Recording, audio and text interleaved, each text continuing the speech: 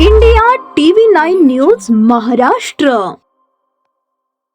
धुळे सोलापूर राष्ट्रीय महामार्गावरील चित्ते पिंपळगाव तालुका छत्रपती संभाजीनगर येथील उड्डाणपुलाजवळ शनिवारी सकाळी 11च्या सुमारास भरधाव ट्रकने दुचाकीला पाठीमागून दिलेल्या जोरदार धडकेत दुचाकीवरील 18 वर्षीय तरुणीचा जागीच मृत्यू झाला, तर वडील गंभीर जखमी झाल्याची घटना घडली.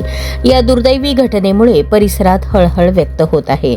मृत तरुणीचे नाव प्रतीक्षा गणेश ढगे, वय 18, राहणार खोडेगाव, तालुका छत्रपती संभाजीनगर असे असून जखमी वडिलांचे नाव गणेश रुस्तुम ढगे असे आहे.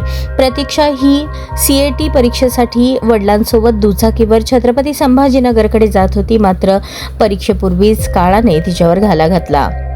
अपघातस्थळी उपस्थित असलेल्या प्रत्यक्षदर्शी नागरिकांनी दिलेल्या माहितीनुसार ढगे पिता कन्या दुचाकीवरून चित्ते पिंपळगाव उड्डाणपुलाच्या उतारावरून खाली उतरून पुढे जात असताना पाठीमागून आलेल्या RJ 32 GD 7439 या क्रमांकाच्या भरधाव ट्रकने त्यांना जोरदार धडक दिली.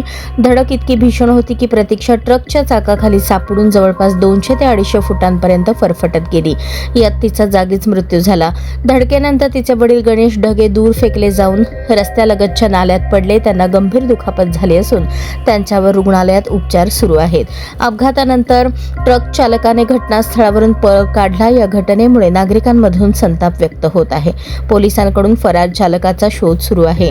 घटनेची माहिती मिळताच चिकलठाणा पोलिसांनी तातडीने घटनास्थळी धाव घेतली. स्थानिक नागरिकांच्या मदतीने प्रतीक्षाचा मृतदेह ताब्यात घेऊन पुढील कार्यवाहीसाठी छत्रपती संभाजीनगर येथील शासकीय रुग्णालयात पाठवण्यात आला.